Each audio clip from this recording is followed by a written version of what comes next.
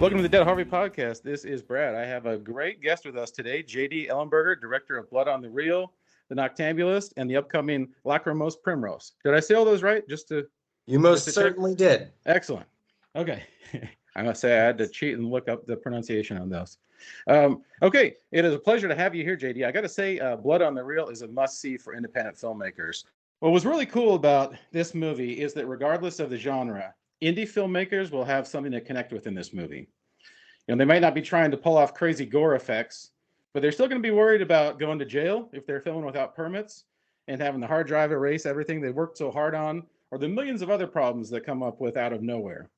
What really connected with it for me was how down and dirty it got and how authentic the filmmakers are. I can tell they've all been humbled by the challenges they faced, but keep pressing ahead anyway, even if they have to do it all over again. And it lets the audience know that if they really want to be filmmakers, there's a price they need to pay for it. So that being said, and experiencing firsthand how difficult things are, my first question is, why do you do it?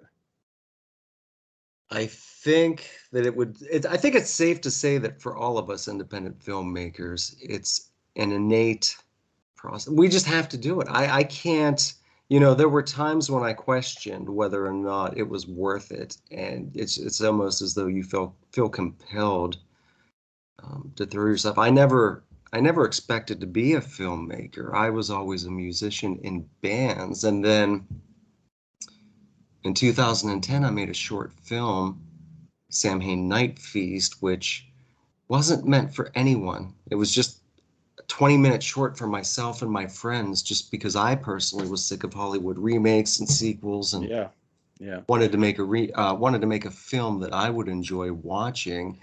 And unbeknownst to me, somehow the film was seen by, I hail from the Pittsburgh, Pennsylvania area, so someone at a Pittsburgh Film Festival, Tim Gross and Charlie Fleming, who do the Bastards of Horror Short Film Festival, somehow got their hands on the film and wanted to show it at the festival. And lo and behold, it was voted best film of the festival that year. And that's how I caught the filmmaking bug. And it seemed to be, I'm like, oh, wow, okay, it's great. Just pick up a camera, make a 20-minute short, and get picked up for a festival and get voted, best short. Simple, right? Right. That was the last time anything happened simplistically with indie filmmaking. After that, I immediately tried to delve into a feature, and things started off great, and then many pitfalls happened, and so I instantaneously, I was disillusioned by how easy it was, because then after that, it was nothing but problems. And I felt at one point like, is this really worth it? I should just give up. Yeah. But it's, once you get it into your blood, you can't quit it. Yeah. And then I think that's sort of like the common theme with indie filmmakers, all the shit they have to go through. It's got to be in your blood to make it through all that, because the problems don't ever stop. They just keep happening and forming new hydras and new different obstacles to overcome. Yes, if you're in it for anything other than the passion, you're not going to last long. Yeah. But you met the legendary George Romero after making this, and he gave you his blessing for Caustic Zombies. So tell us about that experience. I did. So, as one can imagine, Pittsburgh, Pennsylvania, home of Romero, home of Night of the Living Dead, Dawn of the Dead, home of Savini. They take their horror very serious there, and it's a very tight-knit community. And the one thing that's fantastic about it is a lot of the Night of the Living Dead Romero crew still live in the Pittsburgh area. So I had just finished Samhain Night Feast. I was ready to embark on my first feature, Caustic Zombies. So it came to my attention that George Romero's son, Drew, had just opened a brand new tattoo parlor. And it was roughly 25 minutes from my home. And as part of the grand opening for the tattoo parlor, George Romero and Tom Savini were in attendance. Wow, that's cool. So, I went just to meet George, and Drew and I were friends, but I had yet to meet Mr. Romero. And I don't have enough kind words to say about him. He is a very humble, very gracious, was a very gracious human being. But I approached him and I introduced myself and I said, Mr. Romero, My name is Johnny. I'm an independent filmmaker. I'm about to embark on my first feature film, a zombie film. And I was wondering if you would be so kind as to give me some pointers, if we could. So he and I sat down one-on-one, just the two of us, for at least an hour. And he just gave me so much advice and so much support and insight and his blessings.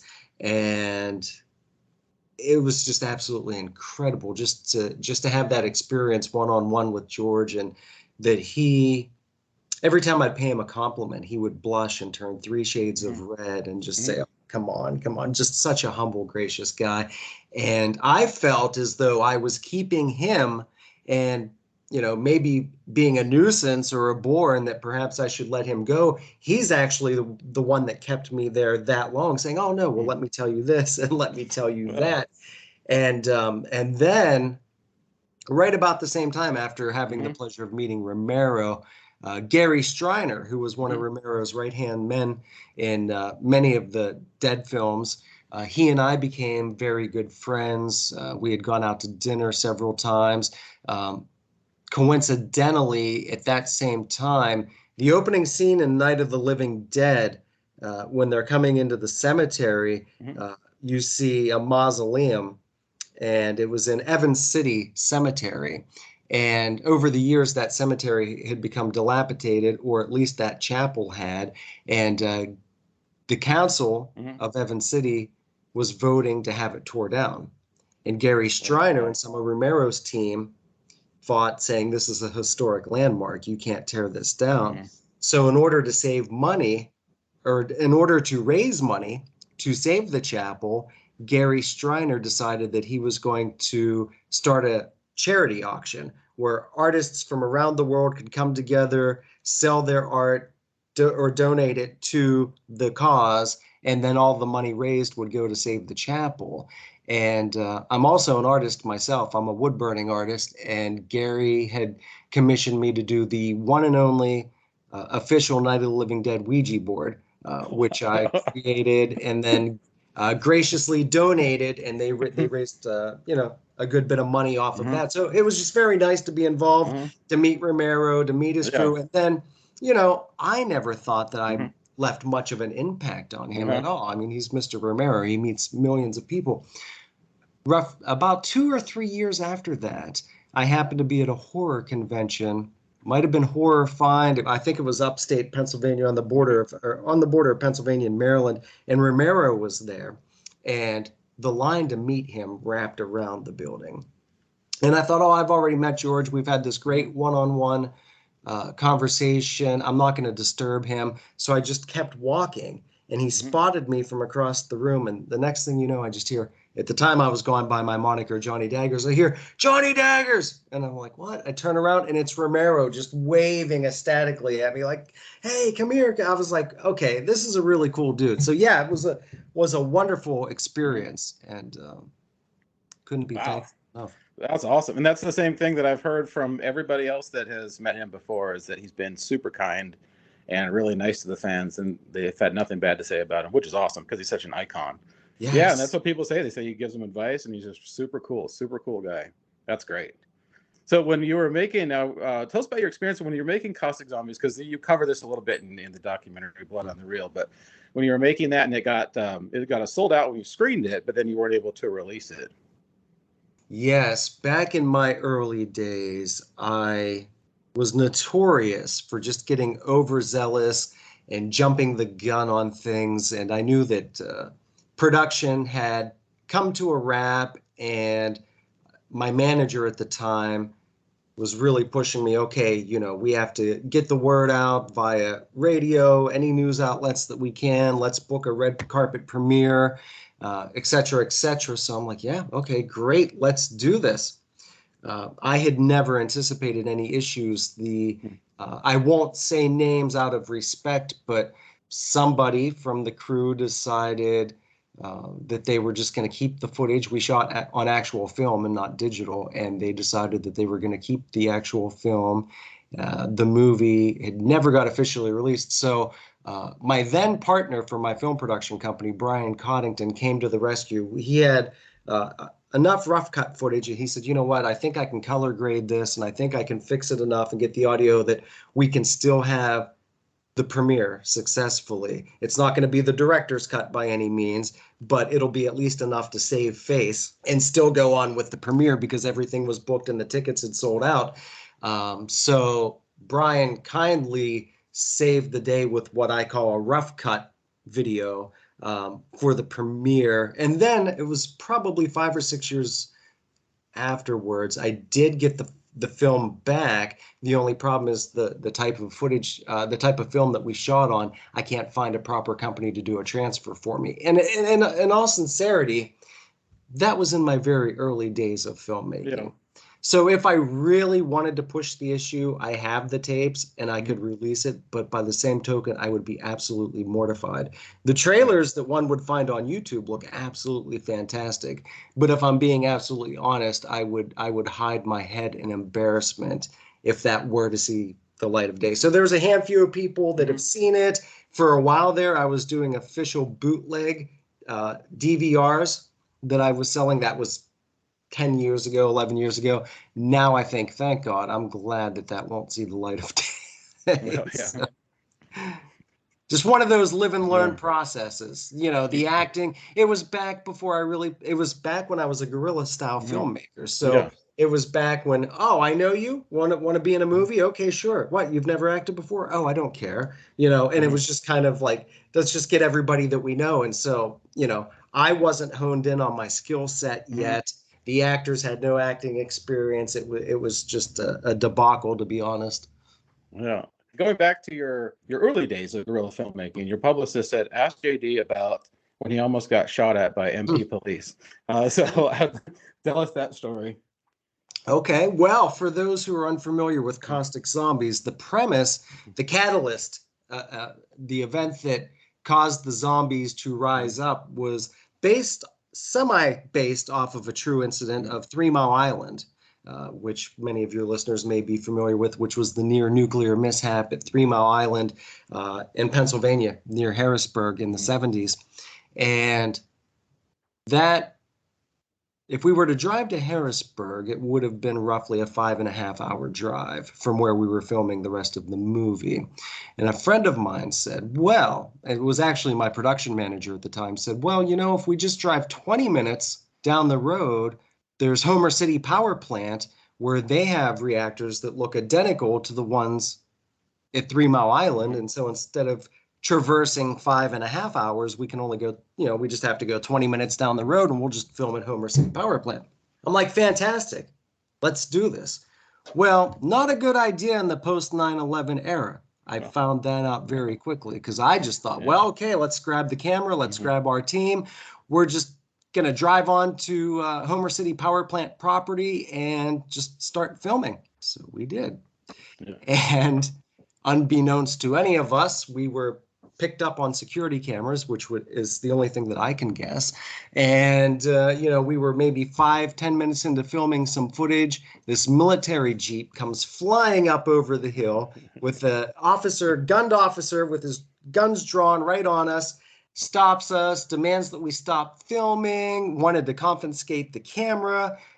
We luckily talked him out of that, and he said, well, just stop filming. And so my cameraman said that he had stopped filming, but he actually did roll the whole thing and got it. But then eventually he says the footage was lost. So whether or not he was just telling me that he had captured it all, at least audio wise, or if he was just trying to, I don't know, but I don't have footage of it. But it was a very, very scary experience. And that wasn't the first time. Yeah. Like, I'm laughing hearing that story just because it's such a crazy story. But if I was in that situation, I would be probably needing some depends. Well, am I going to make it through this alive? Yeah, that's I mean, in all fairness to the power plant and security there, I mean, they had no idea if we were there for something nefarious. Were we filming to possibly detect security flaws within the within the power plant if we were to do something nefarious? So I understand now, but at the time, I'm like, oh, the things we do to make a film. But yes. And that's something that's like when you're younger, you don't think about as much, and then when you get older, you're like, "Ah, I did all this crazy shit. How did I live through that?" Yeah, I mean, if we didn't get shot, we could have been imprisoned. I Yeah, mean, no you name it, kidding. heavily Yeah, fined. So and like an indie production, if you don't have any insurance or anything, then you're really in trouble. yeah, But it's gone. yeah. So now this the Noctambulist, this is really cool because I love that you did this because this is a silent movie, and it kind of like harkens back to those German expressionist movies like Cabinet of Dr. Caligari. Yes. And Hollywood would never let anybody make a movie like this. It doesn't matter who it was on their payroll, they would never let anyone make a movie like this. So did you make this because this is something that Hollywood would never let anybody make, or was there some other reason behind it compelling Oh, you to make it? yeah, there are many, many reasons for that film. It's actually a film that I had wanted to make since I began my career in independent filmmaking. However, I knew that the timing had to be just right. I had to get better at my craft.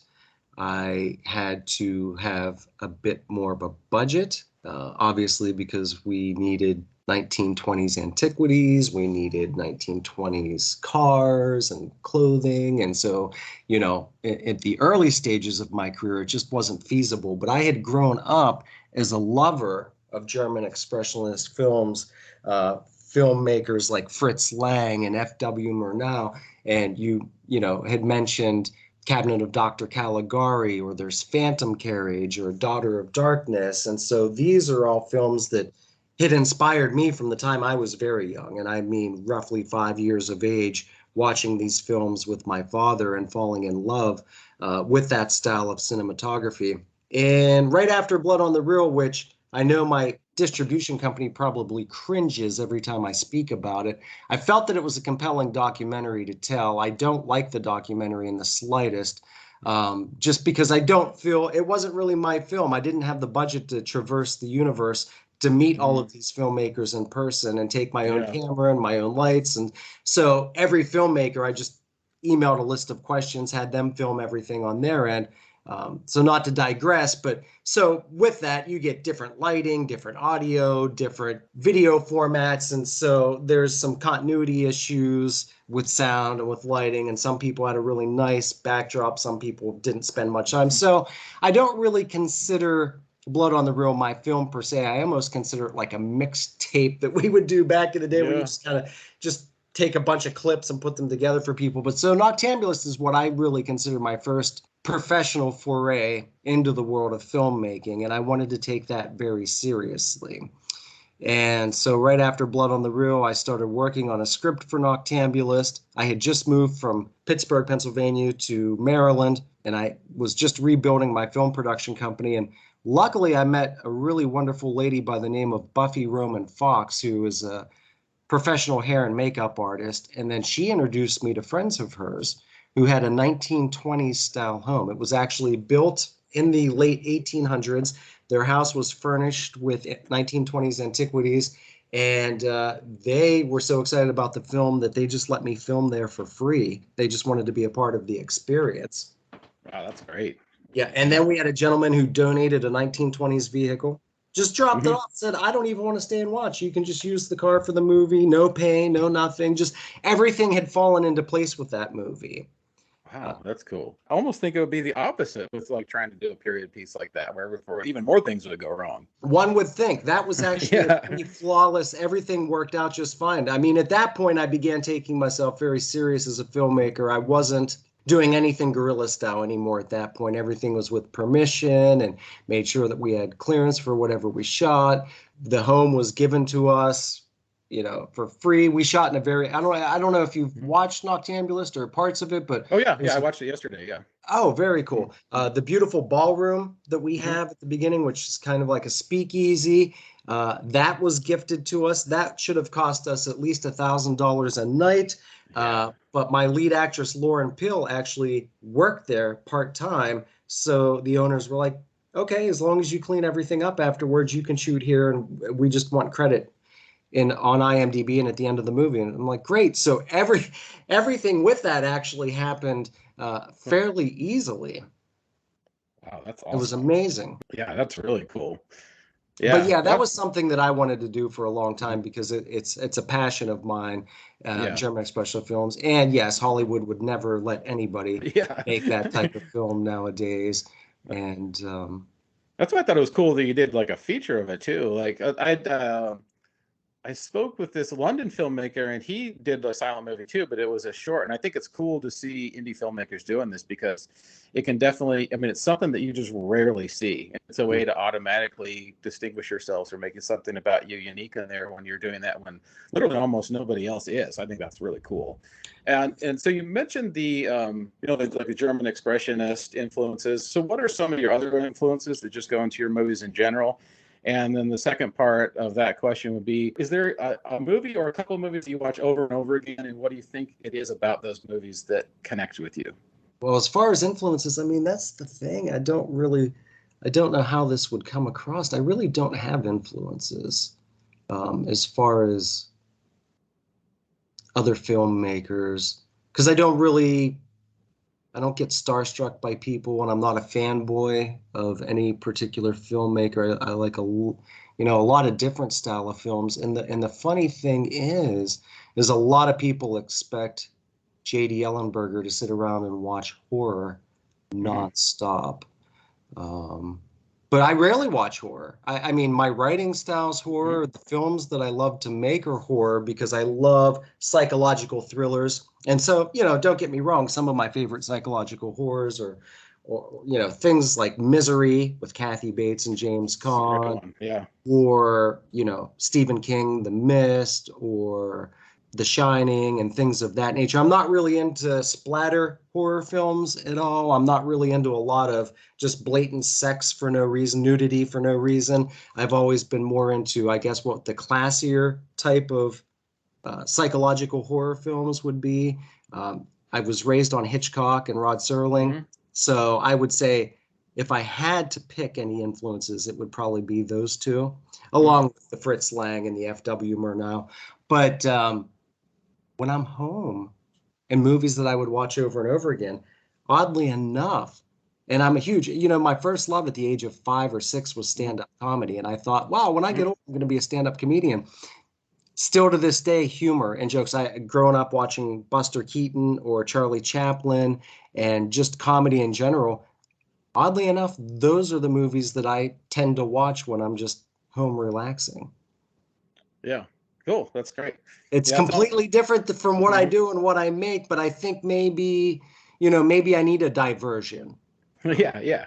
For, Exactly. for it's like if you live your life on a radio show or on a podcast, probably the last thing that you want to do when you go home is watch somebody else on the Yeah. television with a podcast or a radio show. You're like, Yeah. I just need a Yeah. break from that. So I see what you're saying for sure. Yeah, and I do think that also. I mean, it's interesting to see like what like. I mean, there's a guy who was like he loved silent movies. It was like his favorite movies, and he was also like super into heavy metal. He listened to heavy metal all the time, and then it was in what to watch right. like Buster Keaton and all that stuff. He would go to like the silent movie theater almost like every week. But I thought it was cool. Yeah, it's everybody has sort of like different kind of things that they watch or like as apart from what they make. Yeah, but it's interesting you brought that up. It's like if you're making a podcast, you don't want to watch somebody make one. Yeah, that's true.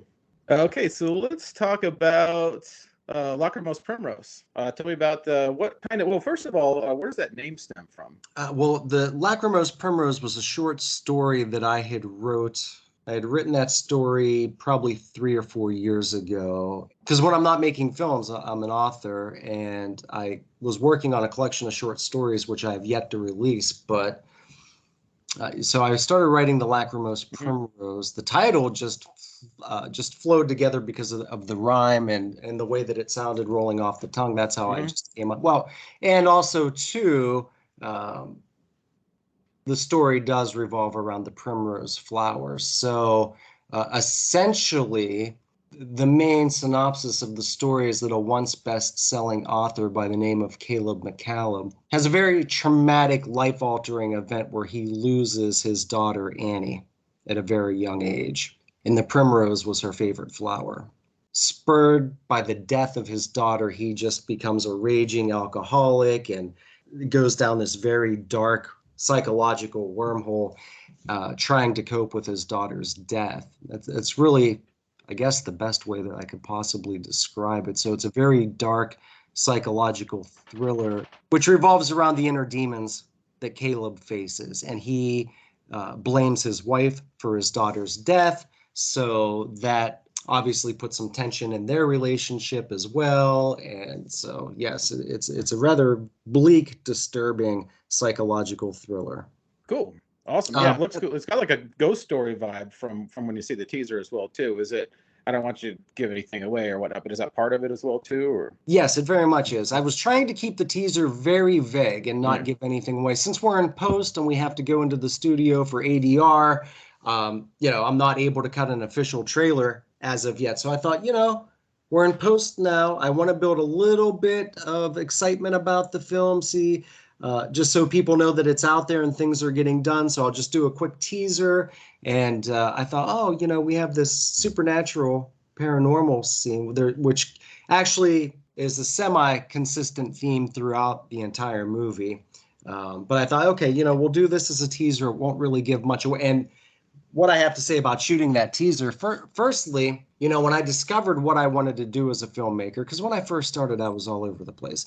I'm like, do I want to be like a Lloyd Kaufman trauma type craziness, or do I want to be, I had no direction. I had no sense of direction. I had no style, had nothing. Like I said, I didn't even intend to become a filmmaker. So those were things that I had never really thought about. And then with Noctambulist, that's when I really started saying, my niche, going back to the age of 10, I was always, I started writing seriously at the age of 10. I was heavily inspired by Edgar Allan Poe. So I guess we can harken back to that as an influence, would be Edgar Allan Poe. So those were the types of stories that I had always written. I thought, why are you trying to search for yourself when your entire life you've just wrote very dark psychological stories? Just go that direction because that's what you're good at and that's what you know. So that's what I did with Noctambulist. And then obviously I wanted to keep that up with the Lachrymose Primrose. But, being almost 50 years old now, and the 80s horror was quite impressionable on me back in the day. I thought, I want to do something that has more of that 80s style vibe with it. And so that's my intent with the Lachrymose Primrose. So I switched it up from a 20s black and white silent film to now I'm going back to the 80s. That sounds great. Sounds really cool. The teaser is fantastic. I'm looking forward to it. Do you have a release date pending for it, or is that something that you're just going to release later on? I don't. Well, unfortunately, I don't get to decide the release date. Yes. That's up to the distribution company. So ultimately, my goal is to be done with the film by the end of fall. As far as the ADR, everything's done, ready to go. Get that over to the distribution company, and then from there, unfortunately, it takes longer than I would like because they have to get everything set up for the brick and mortar stores and then get everything set up for the VOD streaming services. And sometimes, that can take, like for instance, with Noctambulist premiered at the Worldcon 75 International Film Festival, which was held in Helsinki, Finland. It debuted there almost an entire year before it was released in stores, which in a way, in a perfect world, you would like to have your debut, maybe a month or two before it hits stores so that it's fresh in people's minds. But sometimes the process of for the distribution company it takes longer than I would like, but it's not their fault. I just get very eager, like, okay, it's done. Let's show the world now. So. But, the one thing that I really like about Lachrymose is I'm anti-CGI. So everything has to be done practical. Oh, good. That's awesome. Because I love practical stuff. Yeah, CGI takes me out of a movie. Unless it's like balanced. There's certain things you can do with it. But if it's overly CGI, it takes me out of a movie, definitely. Yeah, definitely. For me, it's just, and it's also the art form behind making practical effects. So, for instance, the teeth that you mentioned, that was all done practical. Everything about that. In fact, I had to film that scene in reverse, and I had to map out everything into my head as to, okay, we have to film everything in reverse, and then I have to switch it around again in editing. And then as far as Annie, the ghost girl appearing in the hallway, no CGI there either, no green screen, nothing. I did that the old 1920s silent cinematic way, which was done very well in Phantom Carriage. which I still think to this day, I would be willing to bet anybody the effects in Phantom Carriage, which were practical effects done, and I'd put that up against anybody CGI, and I would say Phantom Carriage, hands down, just for what it had accomplished at that particular time, is monumental. But what I did for the Ghost Girl in the hallway is that I just shot the hallway for 3 minutes with no one there. Just shot it how we needed to be, and then had the actress step in and film several minutes of her walking up the hallway, and then I superimposed the two formats and changed the opacity on the second layer to give her that ghost translucent coming through the door effect and walking down the hallway. But there was no green screen, nothing computer generated. That was all how they would have done it back in the 1920s. Oh, it's awesome. And it makes it creepier too. It makes it a lot creepier when it's like that. It's great. And it has that effect that has that kind of like jittery effect that they used to use in stop motion when the puppets would walk around all freaking in the Harry house and stuff. And it's just so cool to see that. But no, for like ghost story kind of stuff, it makes it a lot freakier. So I think that'll have like a better impact, especially from people who are used to watching like all the modern day effects and those. Because that's just all sort of when they do ghost stories nowadays, they'll just throw all the modern CGI effects at it. But that's super cool that you're doing it that way. And is there any kind of lessons or things that you learned from mistakes that were made on previous movies that you applied to this one to help make it go smoother, or did it go less smoothly than some of the other ones? I mean, and also, I mean, there's always some issues, you know. I mean, the biggest issue with this was uncontrollable on our end. The home that we filmed in was built in the 1950s. There's a lot of hardwood. I don't come out and say that the film takes place in the 80s. Like, at no point during the film do we really come out and mention that the film is supposed to be set in the 80s, but we're trying to give it that vibe. Because I will never, I say that now, who knows, my ideas may change in the future, but as of now, in the way that I've always been, I don't like technology as it is to begin with. I hear you. And I don't like to show anything that's modern and super technical. I don't think that the aesthetics are pleasing. I think that there's just something more beautiful with old-fashioned furniture and old-fashioned homes. And so I really did my best. There's no cell phones, no modern TVs, no modern radios, nothing in Lachrymose that would give away the fact that it was actually made in 2022. So it has a very 1980s style look to it. But with that, a lot of the rooms that I shot in were minimal as far as furniture goes. And because of that, we had a lot of unwanted echoes with the audio. And it just got to the point where I was just like, you know, we're fighting the audio issues so much with all of the echoes, and then we're filming in a fairly heavily residential area, so passerbys would be driving, blasting hip-hop music as loud as possible, and that's picking up, and helicopters are flying overhead. And I thought, well, you know, this is a lost battle if we're trying to, you know, pull this off, and the audio has to be just as perfect as it is visually. So, you know, we're essentially just going into the recording studio and just doing ADR to that way the audio is absolutely perfect, professional, and crisp. So, you know, with any film, you're always going to have some. That was the only issue, though, that we really had encountered with Lachrymose. You know, other than that, everything was fairly smooth. But you always want to learn from past experiences, and you always want to keep still to this day. If you're not learning, I don't care if you've been in the business for 30 years, you should always learn something new on every endeavor. Nobody is ever to the point where they can't learn something new or you know. So yes, I'm always learning, always growing. I think that everybody should be, and unfortunately, there's always going to be problems, little gremlins that pop up on production sets. You just try to keep those at bay as much as possible, and you also have to know how to maintain composure and say, it's okay, you know, we got this. We can't control this, but we'll fix it and we'll do it. So. Yeah, because if you break down, then everybody else is going to be breaking down. So yeah, that's true. Yes. That's true, and that's I think a very difficult thing to be able to do.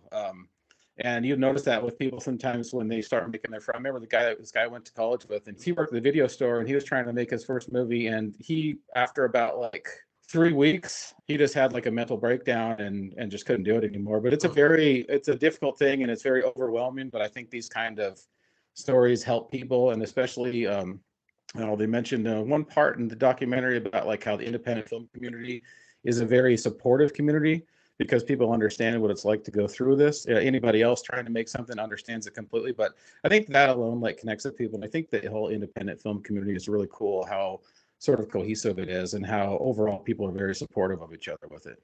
Yes, most certainly. And you know, I mean, that's the one thing is that unless you've actually tried to make a film, you know, Mhm. I have so much respect. If you're an artist, I'm not in competition with you. In fact, I want you to make the best film that you can possibly make. So there's some independent filmmakers, especially from Blood on the Reel, like Michael S. Rodriguez, Max Kurchi, Vito Trabucco. They are some, if I may use profanity, some pretty fucking amazing independent filmmakers. And Yeah. when I see Mhm. them Mhm. make a wonderful film, I don't begrudge them and say, oh, you know, because some people Yeah. just like to piss on anything that comes out just because they feel. I say, great. Okay, now Michael S. Rodriguez or Vito Trabucco or Max Kurchi just raised the bar for me so that now my next film, I want to try to do even better than that.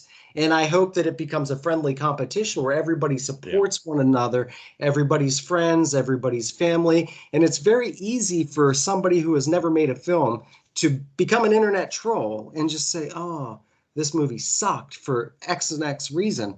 Well, pick up a camera, go out and try to do it for yourself. And maybe you have a newfound appreciation for what independent filmmakers go through. Because it's easy to be a keyboard critic, but go out and make a film and then come back and see what you think. Oh yeah, and that's the common thread that everybody talks about. Well, I thought it was interesting to just see how many problems that like people ran across, and I'm like, and like that's really going to connect with a lot of people. So I thought that was cool.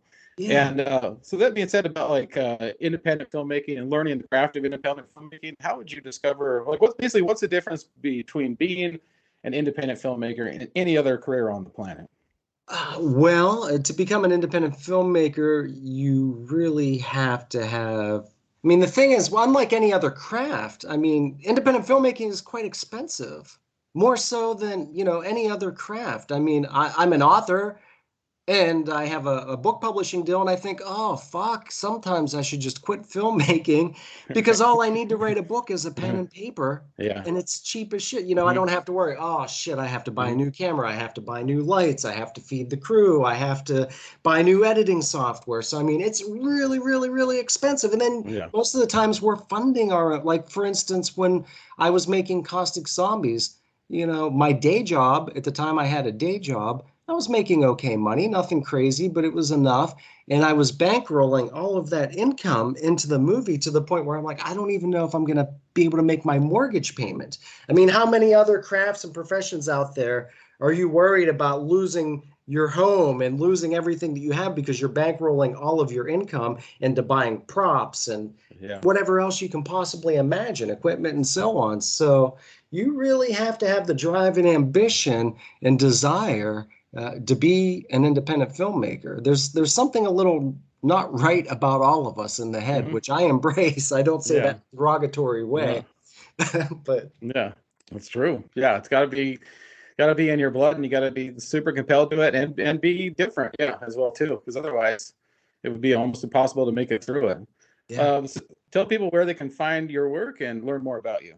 Well, my work is available at all major movie retailers. You can pick up Noctambulist at Best Buy, Walmart, Target, all of those types of places. Same with Blood on the Reel. And then once Lachrymose is finished, the same. Then, of course, they're available at all the streaming services, Amazon, you know, and then Vimeo and everything that you could possibly think of for the majority. So, I'm very fortunate to have such a wonderful distribution company behind me getting my work out there because it sure beats the days of going to the post office myself and individually hand Yeah. shipping a minimal amount of movies to people. So I'm very grateful and very thankful.